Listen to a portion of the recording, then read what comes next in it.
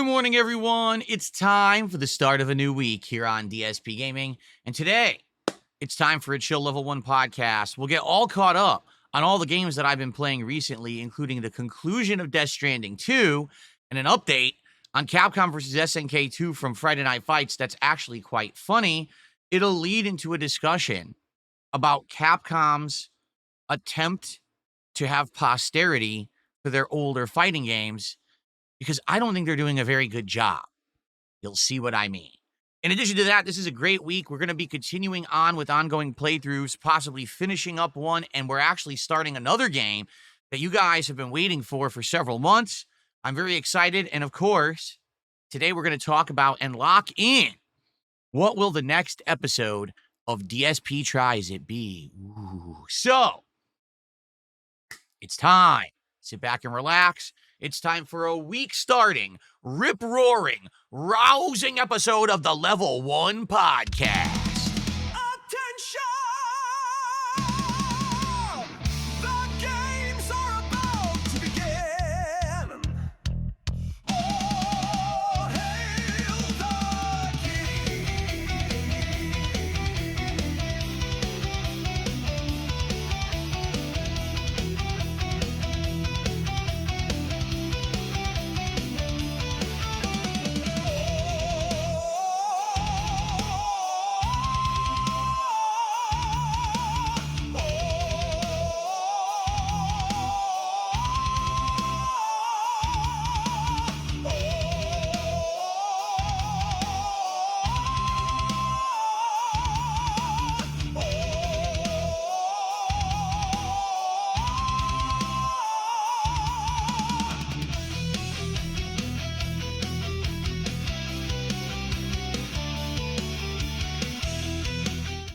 Alrighty, everyone. Welcome to the show. It's time for a brand new week of content here on the channel. A quick update before we begin. Last week, I did a special episode of DSP Tries It, where because I was eating a hot dog, I wore my Sonic hat. And when that happened, a whole bunch of people were like, where's the Sonic emote? For those of you who are watching on Kick right now, you do have a Sonic Phil emote. But for those who are watching on YouTube, it didn't exist. I did some testing, and come to find out, we were able to do a swap. So we removed the blank chair emote and added in a Sonic Phil emote to YouTube. And it's a modernized one as well. It's updated. It's kind of my more updated face with the Sonic hat on. So there you go. Ask and you shall receive. We were able to get it done. So enjoy. We've got more of the classic emote on Kick and an updated version on YouTube. Good stuff. So how is everyone today? It is Sunday, the 17th of August, 2025. I'm DSP. Of course, this is the Level 1 Podcast. Today we have a good amount of stuff to cover. With all the stuff that's been going on, updated schedule and games for the week, because we beat Death Stranding 2 on Friday, thankfully. What an ending. I'll talk a bit about it today. I don't really want to spoil the ending, but it's kind of like, how do you not comment on it? If you were here for it, or if you beat the game yourself, you know exactly what I'm talking about. But what in the holy hell? Well, okay, I know this is out of context, but here we go. You ready? Minor spoiler alert. Have you ever played a video game where two shirtless men beat the living shit out of each other with electric guitars? Meanwhile, a space vagina gives birth to a huge baby which eats the villain? No? Well, now I have. Anyway, so it was pretty crazy, huh? And I'm happy that it's over, because that was a lengthy playthrough, and now we can move on to other stuff. This week, we're going to be starting up Suikoden 2 HD. Suikoden 1 HD, I played earlier in the year and was great. It was a great playthrough. It was just as good as I remembered the game being on PlayStation 1 way back in the day.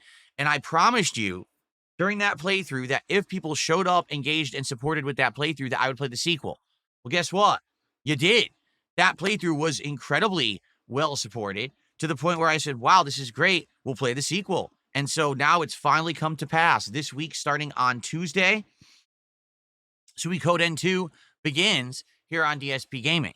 I hope that those who were there for Suikoden 1 come back to hang out with me because I'm excited for this, very much. And I hope that it doesn't end up being a dead playthrough. But, I think people will come by considering they did last time. All right, so that's excellent. This week, I am making a focus on Mafia: The Old Country. Even though the game has turned out a dud on stream, I'm already more than halfway through it, and it seems like if I play 2 more streams, I'll probably beat it. So I want to finish that this week. Very well, those streams could be dead streams where people don't stick around or support, but I want to finish the game. Overall, I actually do like it a lot. I think that the plot is interesting. The gameplay mechanics are basic but sound. The graphics are outstanding. It's like an awesome cinematic experience that I want to finish. It just sucks that it hasn't really caught on with the audience. Okay? In addition to all of that, today I'm going to be doing more of the Battlefield 6 open beta. How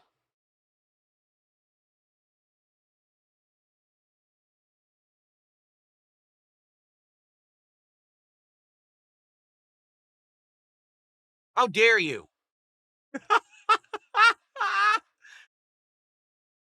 Well, as you can see, what I'm attempting to do this month is every week alternate between Mega Man and Proto Man in my background. Hopefully he'll stand up straight now and not fall. We'll see. But anyway, oh yeah. So today I'm playing the Battlefield 6 beta. I played this back on Thursday, and at first, for the first hour, I was scratching my head and forgetting that this is very different from Call of Duty. It is. It's ridiculously different from Call of Duty. You're playing a class. You're playing a role. It's not about you running around racking up a giant kill streak. It's about you playing your part. If you're the engineer, you blow shit up or you repair. If you're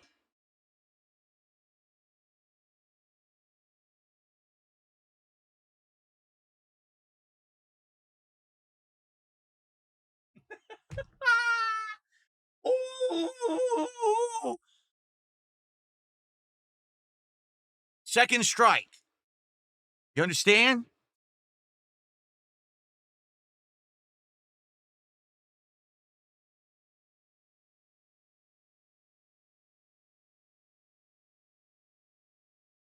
Okay. If you're the engineer, you blow shit up and you repair other vehicles. If you're the support class, you heal constantly. If you're the recon, you will be sniping, but also you'll be putting down strategic respawn points for your team. If you're assault, you run around, you shoot things, right? So that's kind of the deal that I forgot about completely. And for the first, as I said, hour, I didn't know what the hell I was doing. What can I say? So I did get better over time, and I started blowing vehicles up and having a lot of fun.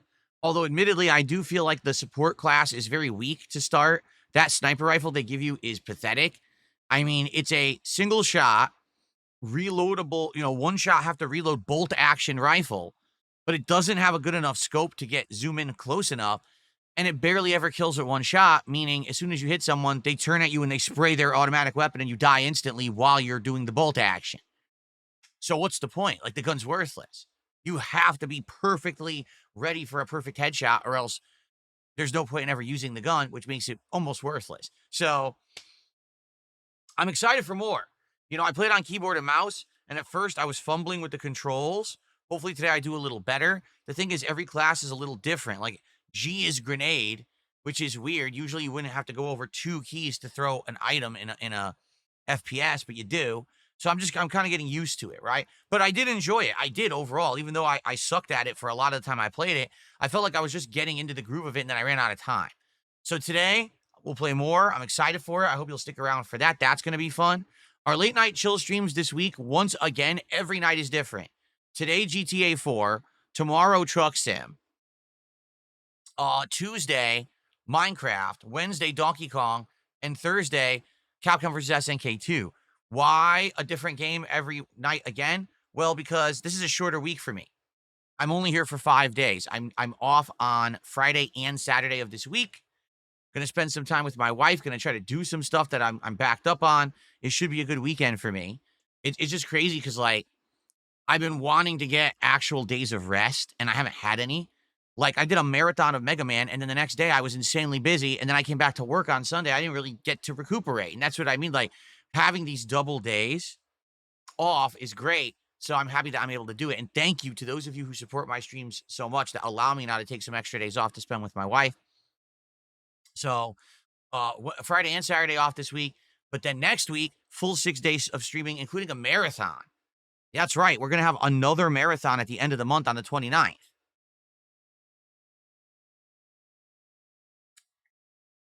So all this going on, it's going to be pretty exciting. We got a bunch to talk about today. Two topics to really focus on today. Topic number one, I want to talk about what happened on Friday night with Capcom versus SNK2. Because quite frankly, my opinion is that Capcom should be embarrassed with themselves. They're not, because the FGC, I hate to say it, are a bunch of ball suckers. It's just that simple. The FGC should be calling them out and be up in arms about certain things, but instead, they literally just kiss Capcom's butt about everything. And it's sad. They shouldn't do that. But they do. So it's like I said, how do things improve unless you actually get critical? And I'm going to get critical today because I'm pretty upset about the state of Capcom versus SNK2 and the other games in this Capcom Fighting Collection 2 that's only been out for a couple of months, and it's pretty much becoming unplayable and a laughingstock. So we'll talk about that today. But in addition to that, we got to figure out what DSP Tries It's going to be. We have three options. Taco Bell with 3 new menu items, the new adult Happy Meal at McDonald's, or returning to Katsu Burger after many, many months. So we'll talk about that this morning, and we'll see what you guys want, and we'll figure it out and go from there. Okay? Cool. First of all, good morning, everyone here. How are you all doing? I see many people here who are here. What's up to Abdullah? What's up? Good morning, Chris. Chester, Itzy. How are you all? We got Phil Loves Fuse over on Kick. I don't know what the joke is because I don't know who Fuse or what Fuse is, but what's up? Felipe's over there. What's going on, everyone, this morning? How are you all doing? Hopefully you all had a good Saturday away from the streams. What's up, Hybrid? Grandmaster Scrub, Original Grant. Good morning, good morning. Jacob, Dungeon Keeper Mistress. What's up, what's up? I hope you're all doing well and ready to chill with me this week. Should be a great one. Good variety this week, for sure, coming up. We are currently at 12 out of 20 goals hit, as you can see. When we hit 20 goals, it will be time for DSP Tries It. Do you want to just get the DSP Tries It thing over with? Let's get this over with now so that we can move on to other topics. We got to figure out what the next DSP Tries It episode is. The last one was Shake Shack. Personally, I thought it was an interesting episode because I never had tried the things at Shake Shack before. I'd only had that burger during the Smash Burger Challenge. But interestingly enough, just eating the Shake Shack stuff by itself, rather than a comparison to other places, it was just okay. Like, I would say the chicken sandwich was okay. The burger, it's decent. You know, it's nothing that I'm really going to crave and want to go back for. It's just the truth. I was just kind of Then again, that was a mall Shake Shack. So maybe that's what it was. Maybe if there was like a dedicated Shake Shack, they would do better than just a mall, deal. I don't know. But there is no other Shake Shack in my area. So there's no other way to get it. You know what I mean? So what's next, right? We've talked about this. Here's the options, okay? So option number one, I almost said Pizza Hut. What the? Taco Bell has 3 items, 3 new items, okay? One is some kind of a attempt at a street taco. I think it's hilarious because it looks absolutely nothing like a Mexican street taco. But I guess what they did is they took a gordita, which is the soft, folding, it's not even like a tortilla. It's like a fried thing or whatever. You know what I'm saying? And then they put another, like, tortilla on the outside of it with a layer of, like, cheese and sauce and stuff. And then they just put either chicken or steak inside. Oh, look, this is like a carnitas taco, street taco in Mexico. What? No, not at all. It's kind of an insult. Anyone who's actually had like a carnitas style taco from like a Mexican restaurant or actually gone to Mexico, you compare that to anything at Taco Bell, you're like, you're out of your mind. What are you even saying? You know, but this is what they're offering right now. They also have a new flavor of the Baja Blast soda. Baja Blast was always this bluish, greenish soda that had this weird. I don't know. Like I've had it before. I don't dislike it, but it's just weird. Like it's just like I don't even know how to describe the flavor of it. It's unique. So apparently they have another flavor of it now. I don't know. So anyway, um, that they've got that, and apparently on their discounted menu, they have a $3 steak burrito. $3 steak. There used to be a joke. The saying was that's got to be tougher than a $2 steak because a $2 steak has to be insanely low quality. There's no way it could be good. Now this is $3 steak. So, okay, it's $1 more. Does that mean it's slightly less tough? Maybe we've gone from hockey puck territory to like shoe leather territory. I don't know. Right? I don't know. You know, anyway, that would certainly be interesting to try. I actually haven't been to Taco Bell in a bit. We looked it up. And the last time that I had gone there, was I believe it was the fall when they had the chicken nuggets, and I thought they were going to be terrible, and we tasted them, and they were actually good. And blew me away that they actually had good chicken nuggets at Taco Bell. I was like, what are they doing? Why they? Why? Right? Why do they even have them, and why are they good? It's just bizarre. Okay. So anyway, that's a possibility. That's possibility number one. Okay. Possibility number two would be the McDonald's Adult Happy Meal. Now, here's the thing. I don't think the McDonald's Adult Happy Meal is going to be a good episode of DSP Tries It for the food. Much like months ago, back in April, if you remember, we did the Minecraft meal from McDonald's. And even though the Minecraft meal had absolutely no food offerings at all that were new, if you remember, it was either nuggets or the Big Mac, plus fries, plus a regular soda, but it came with Minecraft-themed packaging, and it came with a Minecraft adult toy collectible, of which I have two because I bought both meals. You remember? That DSP Tries It did well. People really liked it, actually. So this time around, what's the adult Happy Meal? Well, it's either a quarter pounder with cheese, I believe it is, or is it, I think it's the more nuggets, right? I think it's like the same as the Minecraft meal, plus fries and a drink.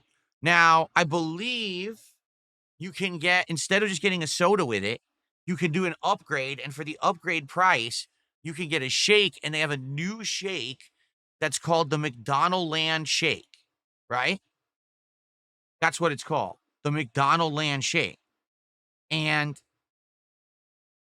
first of all, I don't like McDonald's shakes. I want to make this abundantly clear. If you remember earlier this year, we actually tried McDonald's and I got the Shamrock Shake. I think that was in like February. We got it early, right? Like before it was actually St. Patrick's Day.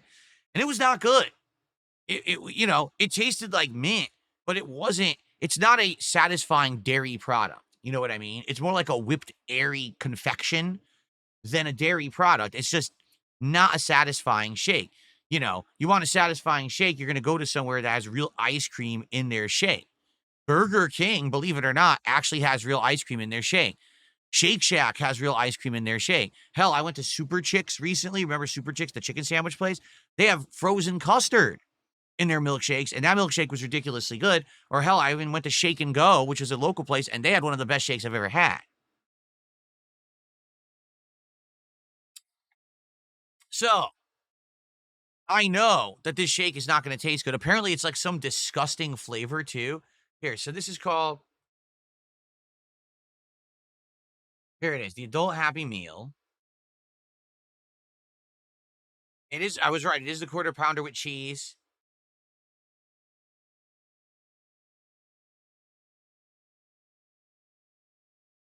The vibrant drink represents blue lava and pink clouds. The flavor is a surprise. That's incredibly disturbing. So I guess the shake itself is blue, but they put a pink topping on it.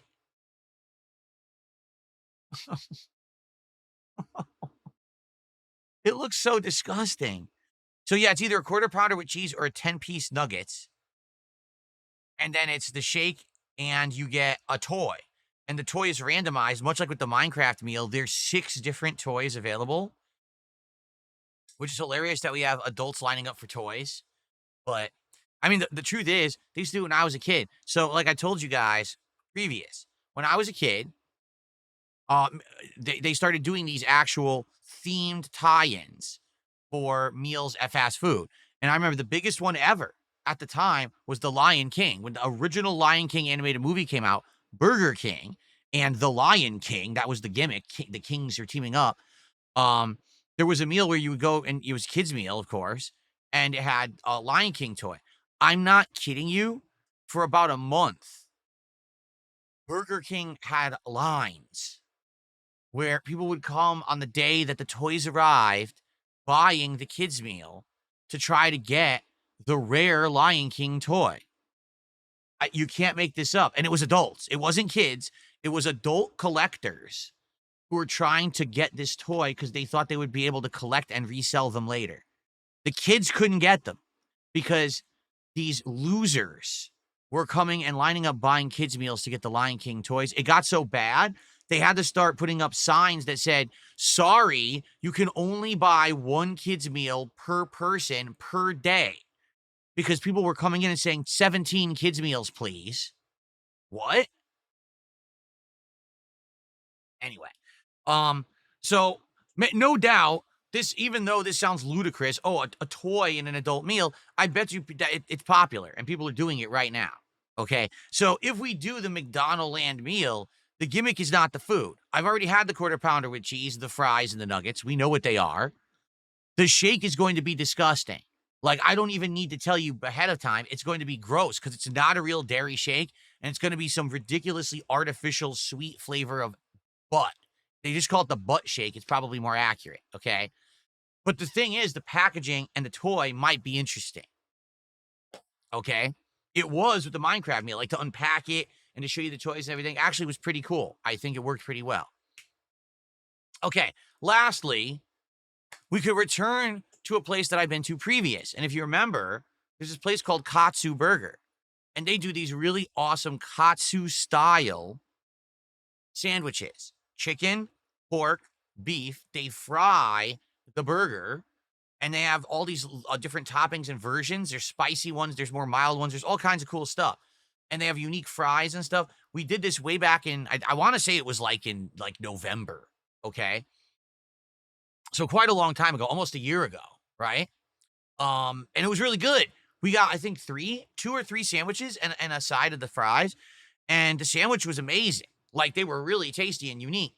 So I'd like to maybe go back and try other things, you know, instead of the same one, try some of the other optional stuff.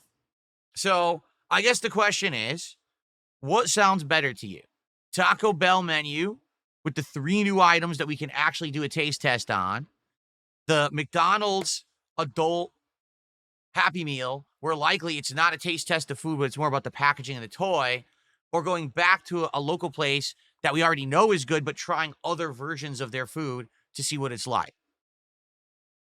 So let's do a poll, both on YouTube and on Kick. Let's have people vote this morning and see what they have to say.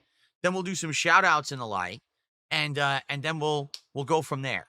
Okay, so let's do some polls and create poll. All right, the polls are live. Please vote whether you're on YouTube or Kick. Let's see what the live audience has to say. I'm very curious about everyone's opinions on this. I have no idea how it will go. We'll find out shortly. And then whatever we'll determine today on the show. And then when we hit 20 goals of support this week, hopefully, we will do the DSP Tries It. So my goal is to hit 20 goals of support by the end of this streaming week. 5 days, that's 10 streams, okay? We're at 12. We need 8 goals between now and the end of the week to do DSP Tries It this week, but that would mean we have to hit it by the first stream on Thursday, because I'm not going to order food late night. I don't eat late night meals like that, okay? So can we do it? Can we hit 8 support goals between now and the first stream on Thursday? Do you want to be honest? I think it might be tough. I think it might be a tall order because, number one, people have not supported Mafia the Old Country at all. only the first stream of Mafia hit the support goal. Since then, we've had 2 streams that did not hit a goal. And I'm doing 2 streams of Mafia this week. Will people show up and support Suikoden N2? I hope so. History says yes, but it's been months, right? So I don't know. Now, what about other night streams? Sometimes we do really well, but GTA 4, for example, last week, we did not hit a goal playing GTA 4. So I'm not kidding you. Out of my 10 streams this week, there's a whopping 5 streams that I don't know if they're going to hit the goal. Okay? So I guess what I would say is, if you guys want to see DSP Tries It this week, which I certainly do, please support whatever stream you can be at. If we hit a goal, that's great. But if you were going to support, please support still. Let's try to hit multiple goals during the streams where we're going to get more people and more support. So hopefully that'll cover the streams where likely we're not going to get much support. Okay? I think that's the only way we're going to do DSP Tries It this week, to be honest. All right. So, speaking of which, let's get some support rolling. Let's get some animations with fun sound effects playing. Right? Let's go. Thank you to Michael, who did a $2 super chat and said Taco Bell. Very nice. We also have Fox, who did a $2 super chat. He says, let's get to some gaming talk, enough fast food talk. Fine enough. I'm fair enough. That's why I wanted to do these polls and talk about this earlier, because I want to talk about the state of Capcom versus SNK2 right now. I really do. All right. Thank you, Fox. That was his $2 super chat. So let's get those super chats up on the leaderboard. All right. Well, it looks like I'm going to reload, but it looks like on the kick side, the McDonald's Adult Happy Meal has resoundingly won with 65% of the votes. However, there were only 23 votes. So you guys on Kick really are dragging your feet. I don't know why you don't vote. But McDonald's Adult Happy Meal won the poll. And then on YouTube, holy moly, over 100 people have voted on YouTube, and 70% have voted for the McDonald's Adult Happy Meal. I guess you guys really want the McDonald's Adult Happy Meal, huh? I really don't know why, but I'm a man of the people. I'll give you what you want. You might regret it. I'm just telling you, I might really regret it, seriously, but let's do it, fine. The Adult Happy Meal from McDonald's. And how about this? I'll buy 2, just like I did with the Minecraft meal. I'll buy 2 Adult Happy Meals, so that way I can have 2 toys. I'll get 1 of each. The truth is, I will eat the Quarter Pounder with cheese. I actually do like the Quarter Pounder with cheese from McDonald's. The nuggets, as you saw when I had the nuggets during the Minecraft meal 4 months ago, they're terrible. They're seriously bad now. They are dry. They are flavorless. The only way you get flavor out of a nugget is to dip it in a sauce. That's the only flavor you even get. They're just awful now, you know? But all right. So there you go. All right. So McDonald's Adult Happy Meal it is. Boy, can't you tell how excited I am for this? I am just so pumped for the McDonald's Adult Happy Meal, trying this McDonaldland shake that looks like, you know, someone stepped on a clown and turned it into a pile of mush. I'm sure it tastes like that too. It probably tastes like sweaty gym socks. So what I want to talk about on today's show, this will be the major topic of discussion before we go to like Q&A. I want to talk about the state of Capcom's classic fighting games. I don't want to talk about Street Fighter 6 because that's the game that Capcom puts all the effort and emphasis on, right? Street Fighter 6 is the game that gets all the hype, gets all the tournament coverage, gets all the updates, constant updates, quality of life updates, gameplay updates, right? Skins, all this extra content, DLC characters, seasonal updates, everything. It's the big game. It's the one that Capcom wants you playing. It's the one that they want you talking about. It's the one that they think is going to make them the most money, okay? But the problem with that is that if all you do is focus on the one big modern fighting game, you're putting all of your eggs in one basket. And for those who don't know, because you very well may not know this, Capcom actually used to be really good at diversification and giving you options even in the same genre of games. Yeah, I'm not kidding. Back in the day, for survival horror, Sure, you had Resident Evil, but then they came out with games like Dino Crisis and other alternatives that were just a little different, similar, but had different spins on them so that you could get a different kind of survival horror game. Devil May Cry. Just between the versions of Devil May Cry changed quite a bit. And then Capcom tried other things. How about Mega Man, where it started as a 2D platformer, then it went to 3D, then they started a whole spin-off series and things. So you could keep playing more classic Mega Man with the Zero series, or you could play the Battle Network series, which was completely different. This is what Capcom was good at. That way, if you didn't currently like the current iteration of what was out, there was other options, other alternatives. Now, they weren't always as popular as the main option that Capcom focused on, but they were still there. The problem right now with Capcom, in my opinion, when it comes to their fighting games division, is that they literally put all of their eggs in one basket and say, eat the eggs. Well, what if you don't like eggs? Too bad. Eat the eggs. Well, wait, I don't like eggs. I want something else. And then you look at the competition, right? And you look at games like Tekken or Mortal Kombat, or let's be honest, all these new fighting games that are now coming out, they're starting to seem a little samey. Marvel Tokon, the new Invincible fighting game, 2XKO. Excuse me. But they all seem like they're very samey. More simple games, high combos, flashy team attacks, but they're all very similar games, right? So the problem here is there's no variety, right? You're either in a certain established game line and genre, or you can't do anything. With Capcom, it didn't used to be like that. Okay, when I was growing up and Capcom fighting games were becoming prominent, sure, you started with Street Fighter 2, but then that branched out and became Street Fighter Alpha, which had interesting new things like chain combos, custom combos, and an interesting anime-like art style. But then it branched out even further into the Versus series of games, which were team-based, super jumping, high-octane, big flashy, comic book-like experiences. But then you had Street Fighter 3, which had state-of-the-art, cutting-edge, high frame rate graphics, super detailed character designs, and a unique parry system that changed the way that fighting games were played forever. So at that time frame, there was a ton of different ways to play Capcom fighting games. And essentially what ended up happening was at the end of the 90s and early 2000s, a big four emerged. Marvel vs. Capcom 2 for the Versus series, Super Street Fighter 2 Turbo for the classics, Capcom vs. SNK 2 for the modern hybrids, because it had a little of everything, and Street Fighter 3 Third Strike for the kind of evolution where the future was going style of gameplay. So 4 games. Those 4 games were all different. They had similarities between them, but man, you could be a pro at Marvel 2 and suck at all the others. You know what I mean? Like, they were that different. And the thing was, you could eat a delicious buffet of fighting games, all from the same company. So they all had similarities when it came to footsies and spacing and, special move motions and things like that. But then you could be a specialist in one of those games. Those were the golden days of fighting games.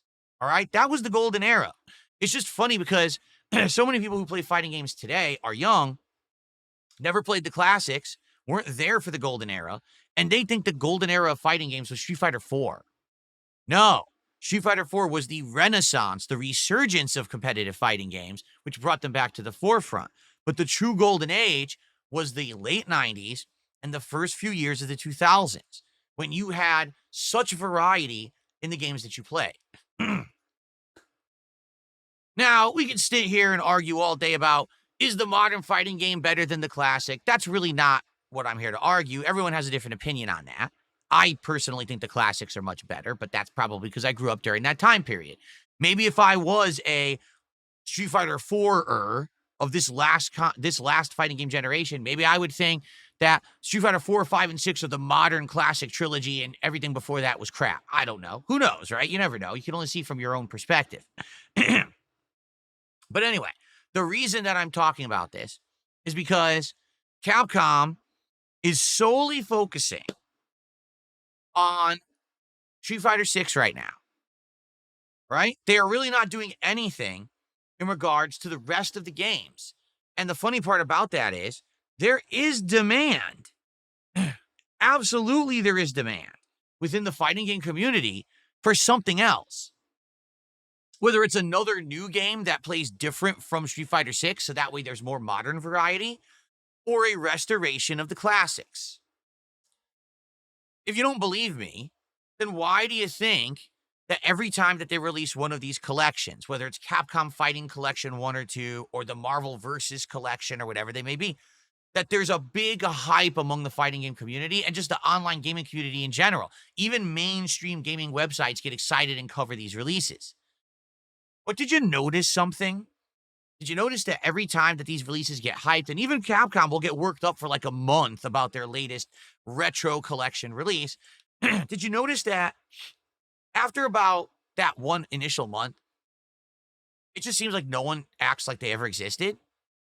Have you heard anyone recently talking about Capcom Fighting Collection 2 outside of the fact that they just did a free update that added 4 characters for free to Street Fighter Alpha 3 Upper? But outside of that, do you hear anyone talking about, hey, there's a tournament circuit for this. Hey, there's a resurgence of the games in it. Hey, no. And you might say, why? Well, it's pretty simple. Capcom half-asses these collections. They don't put the resources, the time, the effort into these collections like they would a modern game.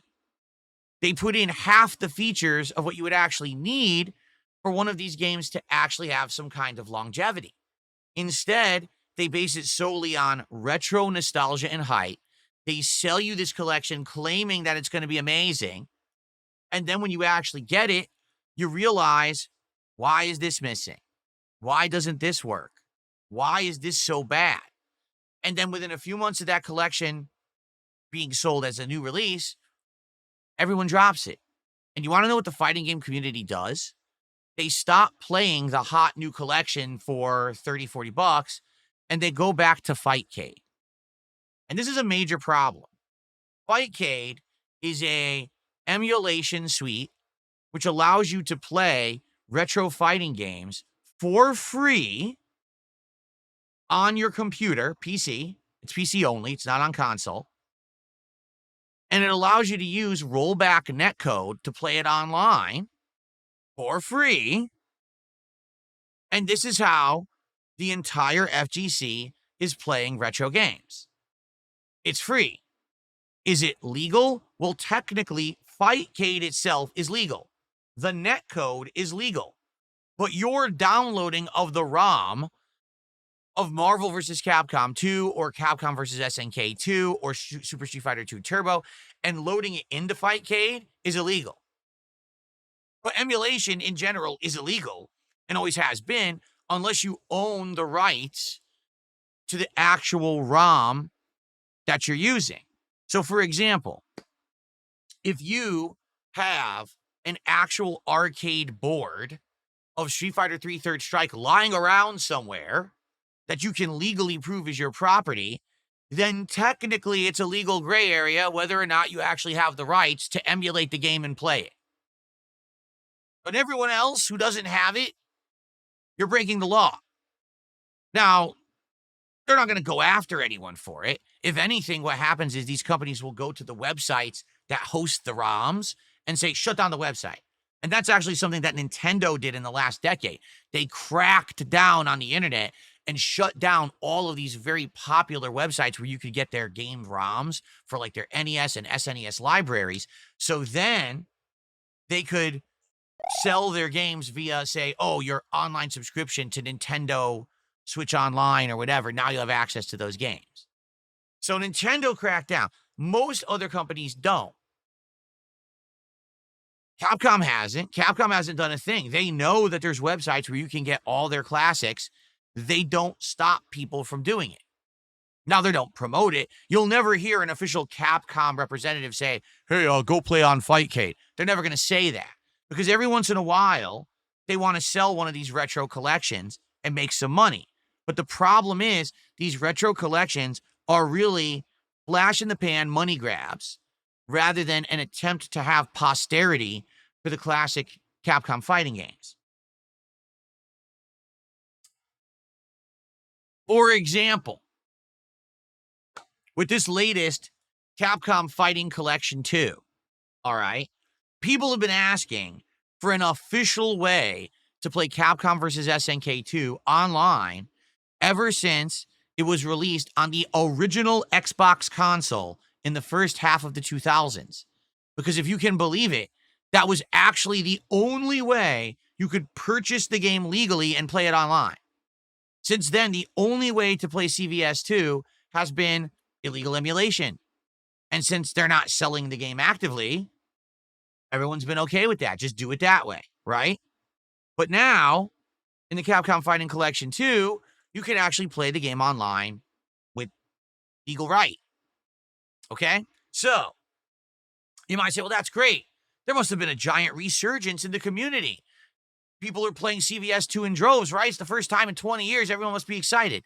It lasted about 2 weeks. And then immediately what ended up happening was the massive shortcomings of the collection started to show the cracks in Capcom's efforts to make posterity for their old games. And the community at this point, already most of them have quit the game. And those who have stuck with it have all migrated to one version of the game. Okay. So what am I talking about? Allow me to explain. And by the way, thank you all for these contributions. I will shout them out when I'm done with this topic. I want to get through this topic and not get derailed before we do shout outs, but I promise you all, you'll get shout outs. They're all coming. Okay. So Capcom Fighting Collection 2 is currently available on Xbox, PlayStation, Switch 2, and PC. It is not cross-platform. So, do I even need to I could just stop now. I could literally just say that's it. To make a fighting game in 2025, sell it on 4 different platforms, but not make it cross-platform is just death to the game. Because you need to have people playing across all platforms to have a healthy player base. Every game does it now. It's not just, it's fighting games. No, every game does this now. Every FPS game, every team-based shooter game, everything is cross-platform. So to say that we're going to sell a copy or a posterity version, a collection of our old games, but not make them cross-platform for multiplayer, immediately shows that Capcom isn't really caring about the posterity of their classics. What they're caring about is this, a cheap, quick money grab, instead of actually making this a way to say, hey, now you can play the classic games so they're not forgotten. Or even saying, hey, thanks for being a fan for so long. You waited 20 years. Now you can finally play these games online without having to illegally emulate them on a PC. Here you go. They don't care. If Capcom cared, they would put the effort in to have crossplay. Now, admittedly, to have crossplay in these games would take time and effort and money. You know, something that Capcom probably doesn't want to invest. Instead, they just want to slap together a crappy, barely functional collection and throw it your way and sell it to you for $40 and act like it's a new game. So in regards to Capcom Fighting Collection 2, here's what's happened. First week, you buy it on a platform, you play it. Oh, look at all these players. Second week, you buy it, you go to play. Oh, I'm having a kind of a hard time finding matches. Third week, where the hell is everyone? And fourth week, it's dead. Can't play it anymore. And this happens with every single collection that Capcom puts out, not just one or two. The Marvel collection, it happened too. I was playing Marvel vs. Capcom 1, X-Men vs. Street Fighter, having a ton of fun with the collection. About a month and a half in, all those games are completely dead. The only game you can find comp for is Marvel vs. Capcom 2. What gives? Well, it's not cross-play. So because of that, it's dead. You know, it would be one thing if fighting games were as big as Call of Duty, or if fighting games were as big as League of Legends or Counter-Strike. It's not. They like to pretend it is, but it's not.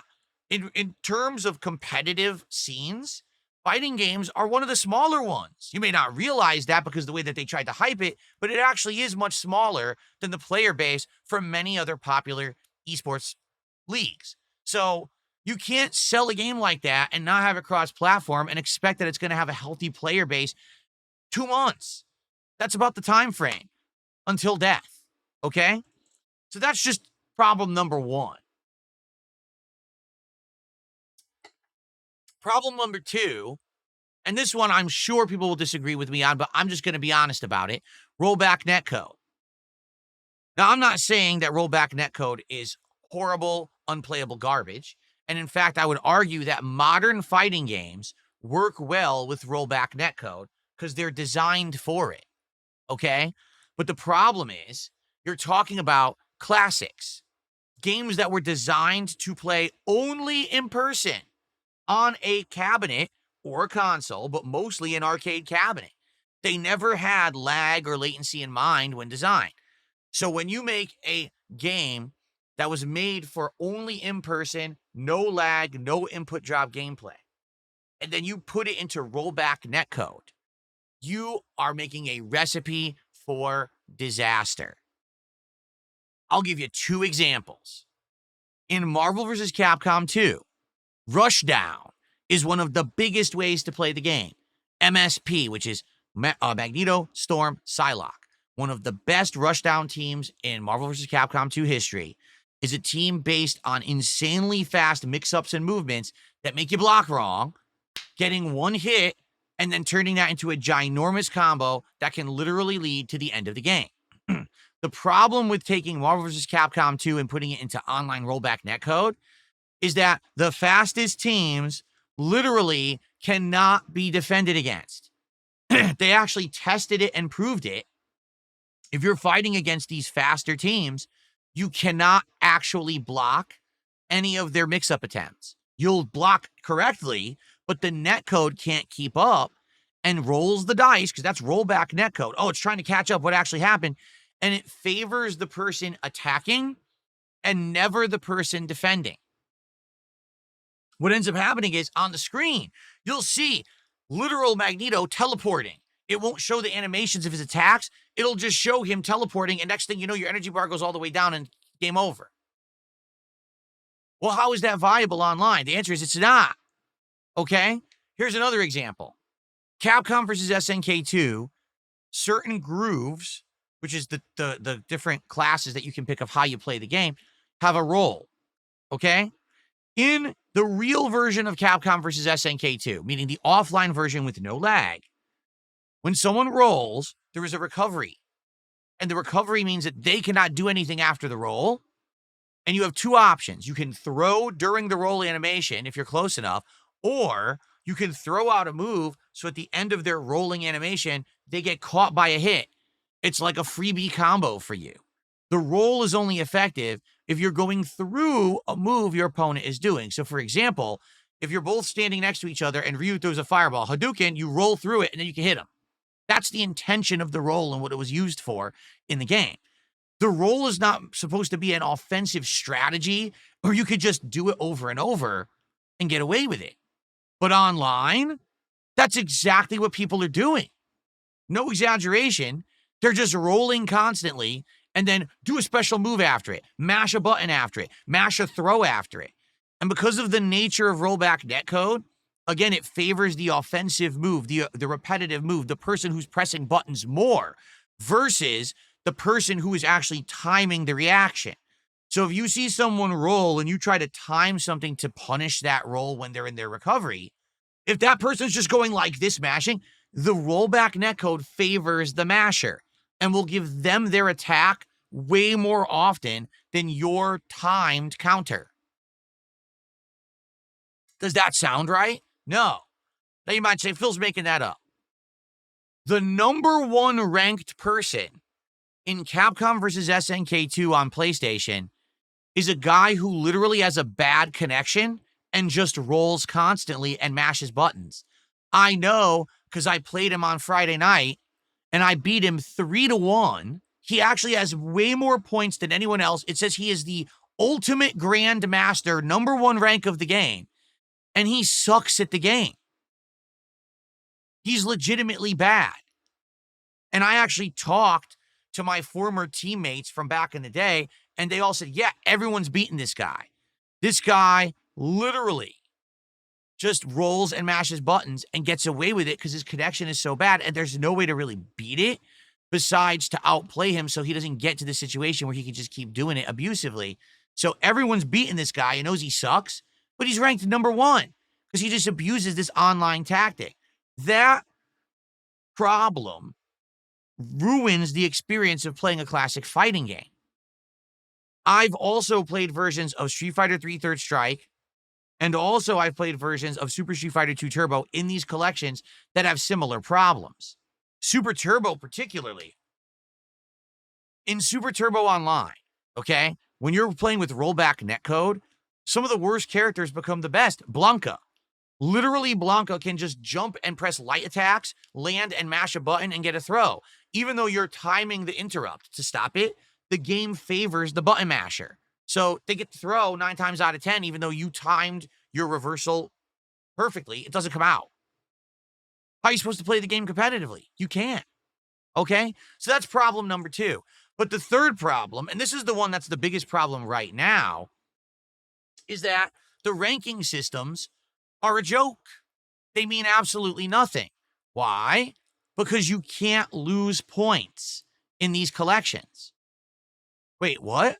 When you're playing online play with ranked matches, if you win your match, you should gain points, and if you lose a match, you should lose points, right? No. With these collections, you only always gain points. You gain either 1 point if you lose, or you gain anywhere from like 30, 50 to upwards of 150 points if you win. But you're always gaining points. Hence, the game just rewards people who put more time into playing online rather than people who actually are good.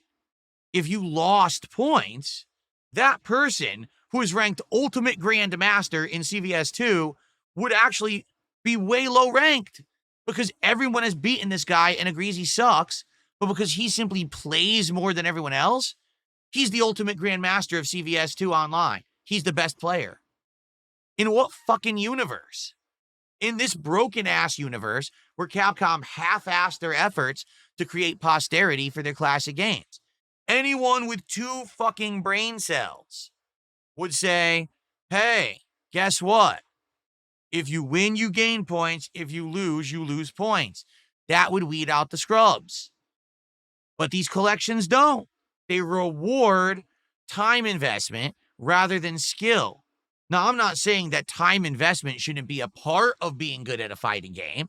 I'm saying that just solely playing more than everyone else shouldn't ensure that you're the best ranked person. That doesn't even make fucking sense.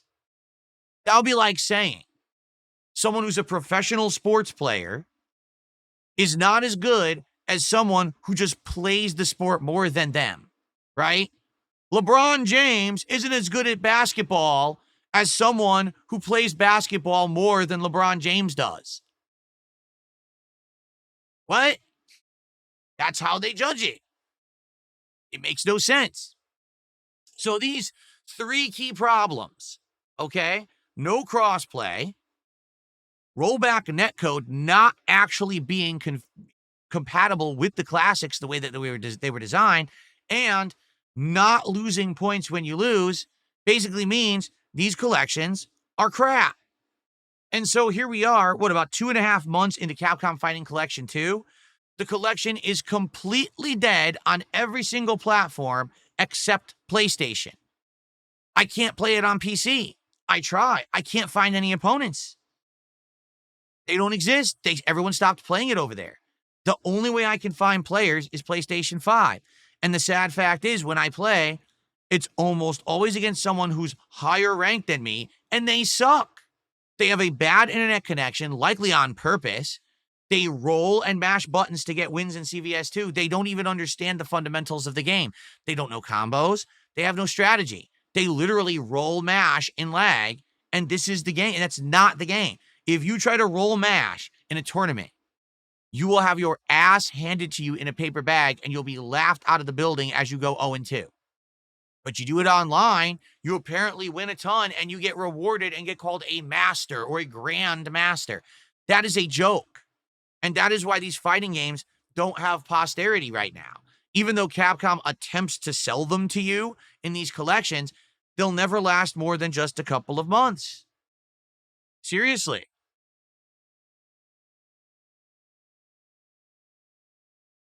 And that's disheartening for someone like me who, to be honest, doesn't really like the modern fighting games that much.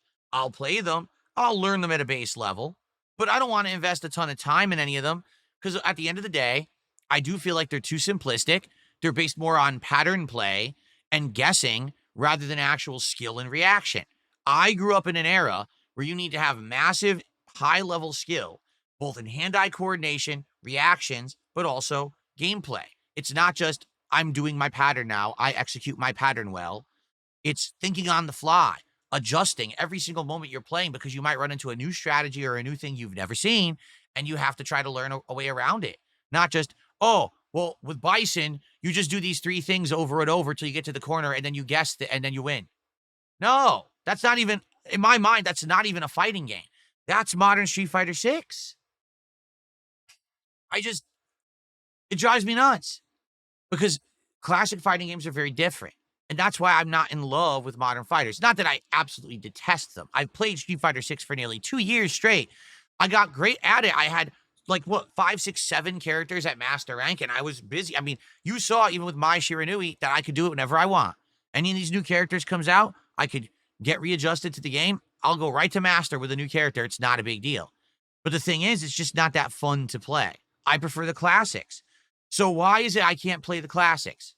Why is it that if I want to play a classic fighting game with a good connection, with anything that people will play, I have to play it on Fightcade, which literally I have to steal the ROM illegally from the internet to play it. Does that make any sense? If Capcom is serious about posterity of the classics, they need to actually put effort in. They need to make a collection that has crossplay, that has some kind of tweak to the netcode, because just tossing the bare bones rollback netcode into these games is not working. And they need to have a real ranking system where you gain points when you win, you lose points when you lose. It actually tries to match make you appropriately against people of your same skill level. None of these things are present in the current collections, so they die out right away. And people are right back to Fightcade to illegally play these games, and then these collections die. What's really sad is, as you guys know, my favorite fighting game of all time is Super Street Fighter 2 Turbo. Okay? That's the one that back in the day I got really good at. I was winning tournaments. Highest place at Evo, nationals, won multiple Evo qualifiers like Evo East and others.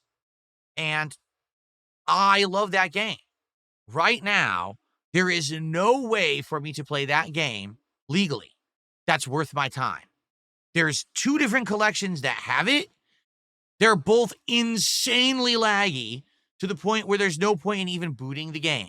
It's not like you're actually even playing Super Turbo when you play those collections. The connections are god-awful. Insanely bad to the point where, again, you could jump around with Blanca, mashing light attacks and mashing throw, and you can't stop it. It's unbeatable. And that's not the game. At a competitive level, Blanca is the worst character in the game. With these collections, he's actually one of the best. And there's nothing you can do about it but accept it because they put no effort in. So what's sad is I want to play Super Turbo, right? If anything, this last year, you had the collection that had Marvel vs. Capcom 2. That's one of the big 4 I used to play. You have the collection now that has CVS 2. And I've actually gotten good at CVS 2.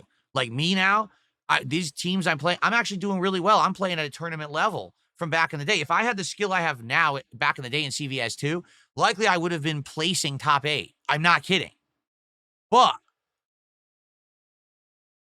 there's no way for me to play Super Turbo. Will they ever come out with a collection that has a good version of Super Turbo that I can play? Like they tried a few years ago. If you remember, was it 3, 4 years ago they had that collection? It was terrible. The netcode was awful, no crossplay, and the game ran at the wrong speed.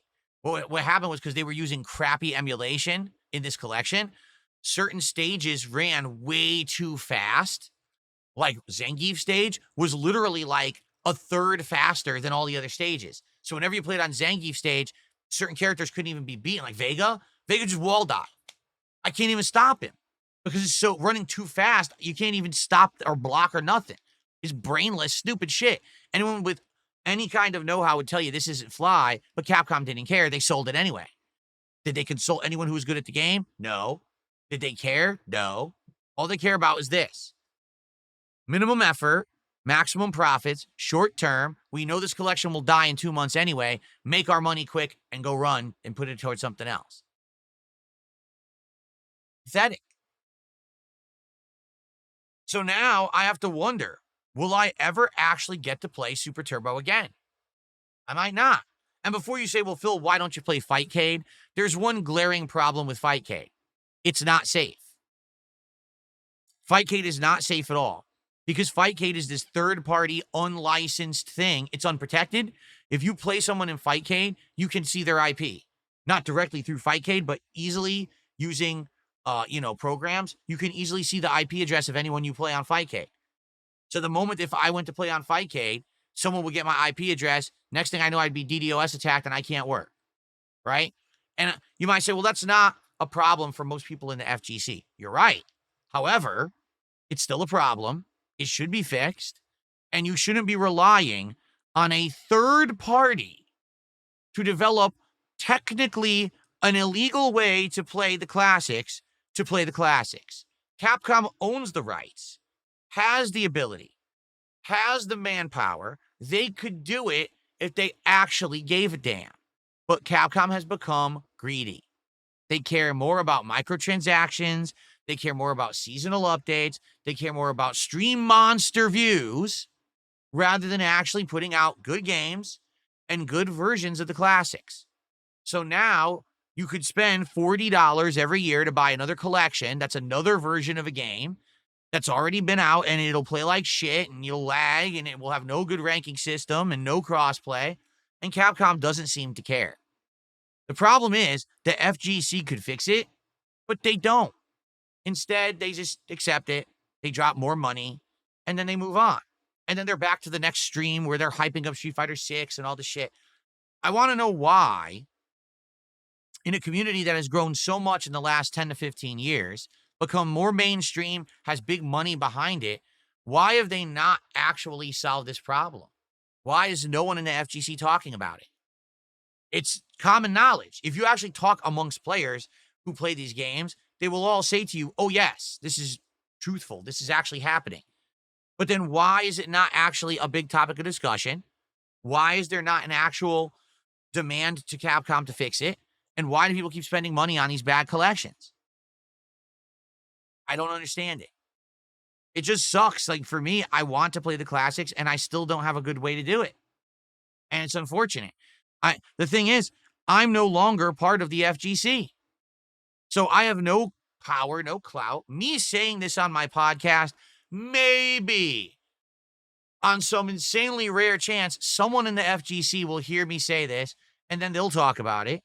But I doubt it. I do think that this is something that needs to be addressed. These games will be lost to time if we don't have actual good modern versions to play. And we don't have them. We're not allowed to have them because Capcom just wants to keep selling Street Fighter 6 a millionth time. I'm okay with them selling Street Fighter 6 the millionth time, but I also want to be able to play the games I grew up with. And that's my problem. We're losing our grip of the classics because they just want to keep making more money on Street Fighter 6. Well, I'm tired of it. We can have both worlds. You can have your Street Fighter 6, but I should also be able to have my Super Turbo. Why can't I? Back in the day, there was a big four different styles of fighting game that you could jump between and enjoy. Today, there's one, Street Fighter 6. If you don't like it, you have to leave Capcom and go play Tekken or Mortal Kombat or Guilty Gear or any of these other zillion games that are out or coming out. But you can't just have variety in Capcom anymore. That's a problem. I don't know why the FGC is so accepting of it, to be honest. I don't get it. Put your money where your mouth is, right? And, if you really want to see Capcom do something, people have to actually be verbose about it and talk about it and bring it up. Remember the hashtag release or it was free MVC2, right? Hashtag free MVC2. Well, eventually we got a Marvel collection. Sadly, it's already dead. It hasn't even been a year. Are you aware of that? Hasn't even been a year since that Marvel collection came out. It's dead. If you go to play it, you can only find people in Marvel 2, nobody else. That's it. Why? Because it's shit. No crossplay, terrible online play, bad ranking system. But why is no one talking about that? Free MVC2 was such a big thing. That's the FGC, man. I don't know. You tell me. Maybe it's because there's no money in it. Maybe because talking about Street Fighter 6 constantly every day will get you some attention and views and money, and talking about the classics doesn't do shit, right? Like, literally right now, I probably could have talked about any other topic for the last half hour, and I would have made money. But instead, I talked about old school Street Fighter because I wanted to on my own show. And what are you going to do? I guess it's the only way. Sometimes you got to talk about stuff and stick up for what you feel is right or something that's a valid topic rather than worrying about printing money every moment. Well, that segment's done, so now it's time to print some money. So, ladies and gentlemen, please support the stream right now. Let's get some support rolling in. In fact, let's do some shout outs. We got Ava Cowboy Fan, 4 months as a member. How are you doing? Updates on RPGs and React? Oh, updates on RPGs. I don't know what you mean. We're starting Suikoden 2 this week, or Suikoden 2 this week.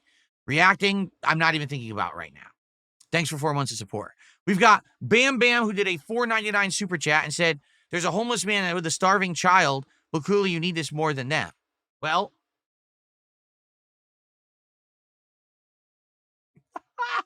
doesn't really matter because you gave it to me. So it doesn't matter if they need it or not. You gave it to me. That was your choice. You do what you want with your money. You remember that. That's your power to do that, right? There you go. Red Eyes Black Dragon did a $5 super chat and says Sonic Freedom Fighter 2 Plus is my favorite fighting game. Is that a real fighting game? I am aware that there was a 3D fighting game of Sonic way back in the day, but I don't know what it was called, and I've never played it. Thank you for the $5 super chat. That's our biggest one of the day so far. All right. So if a Cowboy Fan did a $1.50 tip, that makes them the top tipper of the day so far. What do I think about the Persona 3 Reloaded trailer for Nintendo Switch 2? I don't think I've seen it. Do you think it spoiled a lot of major story elements in the trailer? Oh, I don't know. I didn't see it. Do you have a favorite Persona 3 Reload trailer? No, I think I've only seen one ever, and it was, the original. I look forward to a potential new trailer for Persona 4 Revival. I would just like to see something actually from the game. They literally showed the character walk down the street 2 steps, and that was it. It would be nice to actually see what the game will look like. They haven't actually shown it off yet, at least in my opinion. Let's see. I want to express some frustration. I didn't break any rules, but I seem to I get banned in a couple different channels. I think it would have been more professional and mature if they gave me an explanation on what I've done. Now, how that relates to you, would you or your mods give me a warning or explanation if something happens to me? In reality, almost no one ever gets banned unless they're outright breaking the rules on purpose. Seriously, like, it's truthful that my trollish idiots who hate me will say that Phil's chat is like Nazi mods and stuff. It couldn't be further from the truth. Moderation in both of my channels is a rare thing. It only happens if someone is outright going out of their way to break the rules. Like, they make a name that's outright offensive, right? They dox. They're outright saying something that they know is a troll meme that has been repeated a zillion times and is hurtful. Or they're purposefully trying to get into an attack against someone. They're saying a racist thing, stuff like that. In general, just coming in here, almost no one gets banned at all these days. It's hilarious. The meme that they make is Phil has so many accounts banned on Kick. Yes, and the account names are like insanely racist things that are doxing, things that are insulting other viewers, which is against the rules. It's obvious. Just look at the names and you can figure out why the account got banned right away. There's actually people who sit around here making 50 accounts a day, and then they come into the chat, say one word, and get banned because their name is offensive. What did you think would happen? But in general, people don't usually get banned. All right.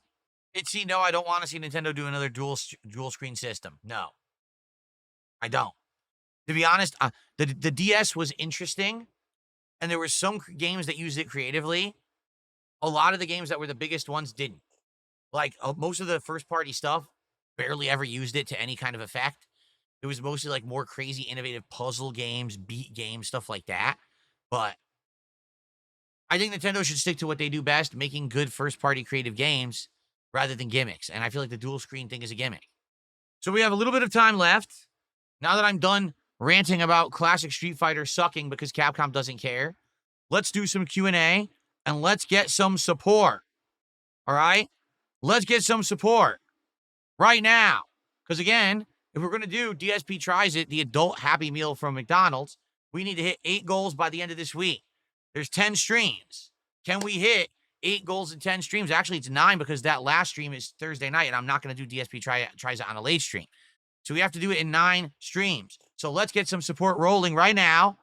Let's get to $50 of support before the podcast ends. Let's do it. And then we have 100 to hit while I'm playing Battlefield. Here's the thing. When I was playing Battlefield on Thursday, people loved it, but I'm not talking with you guys because I got to play the game. And then no one was contributing. And then I mentioned it near the end, and then a whole bunch of people contributed and we hit the goal. Let's not do that. Let's hit the goal right away so that we can just focus on Battlefield. All right? What's going on, Jade? How are you? Good to see you. I have not seen the Twisted Metal show. I cannot comment on it. Yes, I'm absolutely terrified of AI completely destroying society. Yes.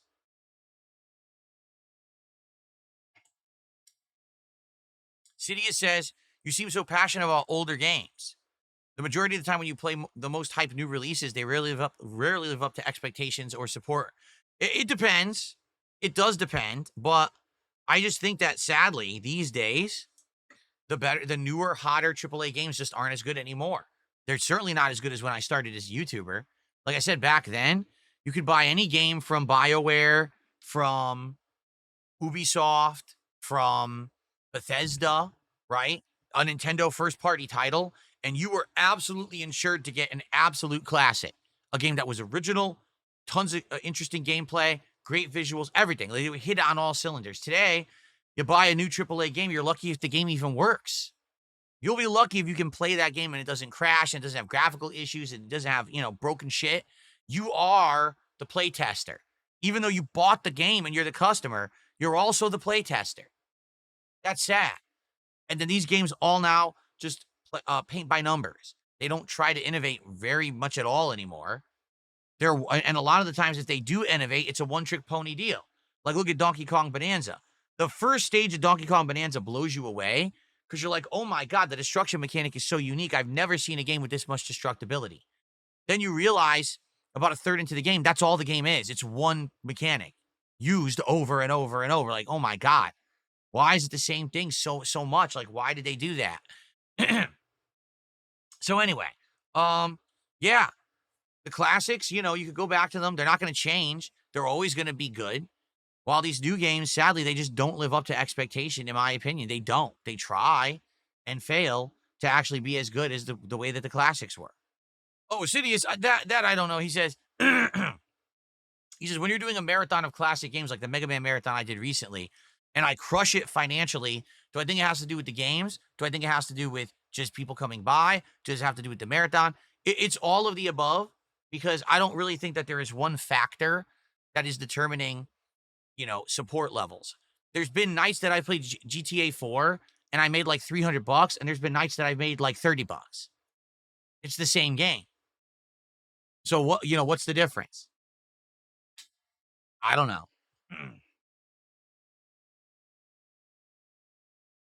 Youth in how do I say your name? Is it Youth in Asia? Youth in Asia. Okay. Says, I like to say you play through all old school King of Fighters games on a stream, even if it's just you playing through the arcade modes. King of Fighters is an interesting series because over the course of its existence, it has evolved quite a bit. When it first started, it actually started up as a game that was meant to be SNK, its version of like trying to compete with Street Fighter. It tried to combine Fatal Fury, Art of Fighting, and some other franchises all into one game. Then it evolved into its own thing and changed a bit, veered from the Street Fighter formula and tried to innovate and do different things. Its arcade modes / story modes are always unique because there's always a story involved and always usually a unique boss and a plot line. Like there's actually sagas. There's the Orochi saga, and then there's the Nests saga, and then it's like anime. There's actually sagas across multiple games, and the stories are actually pretty interesting. But a lot of people don't know that because they're older games, and the more modern ones just haven't done very well. So people forget about these games after like, a month of them being out. No, it would be interesting. I'd have to find a way to do it. Again, I don't think there's a way to do it, right? They don't sell them. They don't sell all the classic King of Fighters for posterity. You would have to emulate them. So once again, here we go again. Same topic we were talking about earlier with Capcom. SNK doesn't really have posterity for their classics either. Why not sell a collection that has all the classic Fatal Furies, right? And maybe some King of Fighters and Art of Fightings together? And they could sell it for like $60 if it has all those games. But then the problem is they have to put effort in. It has to be cross-platform. It has to have good ranking system. All the problems that Capcom avoids and doesn't address, they would have to address too, And that's what it is they don't want to put that amount of effort and time and money into this collection. They don't have faith in the classics, but I think it's sad. Yes, I'm going to buy the new Mortal Kombat collection and play it online. I'll probably suck at it, but it should be silly fun. Jade says, I watched One Piece and I met Brooke. Oh, you went to a convention, you met the voice actor for Brooke? That's cool. What class will I play today in Battlefield 6? I don't know. I feel like Assault is the most boring class, because in Battlefield, the goal isn't to get a kill streak or rack up kills, it's to play your class. So when I was playing Engineer and using the RPGs to blow up vehicles, that was really fun. It really was. It was like super fun. So I might want to keep doing stuff like that. I guess we'll see. The Omega Man did a $2 super chat. He says, Phil Lag Boss Slayer, grind on champ. Thank you to the Omega Man. Oh, JG mean in the show? Oh, are you watching One Piece and you got to the Brook plot line? Isn't that called Killer Bark, I think? The Killer Bark plot line. Breath of Fire, I think I rented once when I was younger, but I never owned it and never seriously played the series, no. Can we get our tip bigger than $1.50 this morning? Please? I would like to. The thing is, momentum continues when a few people start, contributing back to back. And people were doing that, but it was during my CVS segment, so I didn't shout it out immediately, and now the momentum is gone. The thing is, sometimes you just got to do what's best for your topic, and my topic needed to be talked about without interruption, so I could get through everything I had to say. All right. I guess we're done. No one's tagging me anymore. I guess we've talked about all the topics people wanted to talk about. All right, we're going to jump into Battlefield 6 then. So, FYI, the way I'm doing stuff this week, I know we didn't go through the schedule, okay? Tomorrow, I'm resuming Mafia: The Old Country. Being that I absolutely want to beat that game this week, okay? We're doing 2 major streams of it, and I've scheduled it so the days that I'm doing those streams, we are not doing a podcast. That way, we'll do like a hangout session for a half an hour, but I'll start gameplay by noon, and we can get between 3 and 4 hours of gameplay in of Mafia every time we play it. I'm hoping between those 2 streams, we'll be able to do it, okay? So tomorrow, there is no podcast at all, but instead we'll be doing a hangout session and then jumping right into Mafia. That means I will return on Tuesday with the Level 1 podcast. We'll get all caught up on all this stuff, all right? Now, hold on. I'm being asked a couple questions. When's the next marathon? Friday, August 29th, Mega Man Marathon 3, finishing up Mega Man 6, and doing 7 and 8. And someone said, if I were to donate, would you do a shout out to my brother? I'll do any shout out if you contribute. It has to be within the rules of the stream, meaning it can't be something offensive. It can't be, a name that I'm not going to say. It has to be, carefully done. As long as it's not, something that's going to be, someone's going to get all pissed about it, Like, I'm not going to say, oh, happy birthday to your brother. He's a piece of shit or something like that. Okay. All right. Thank you all for watching the Level 1 podcast. I hope that you enjoyed today's show, and I will see you all on Tuesday, where we'll talk about how Battlefield went, how GTA went, how far we've gotten in Mafia, and many more topics, I'm sure. Have a good one, and I will see you on Tuesday.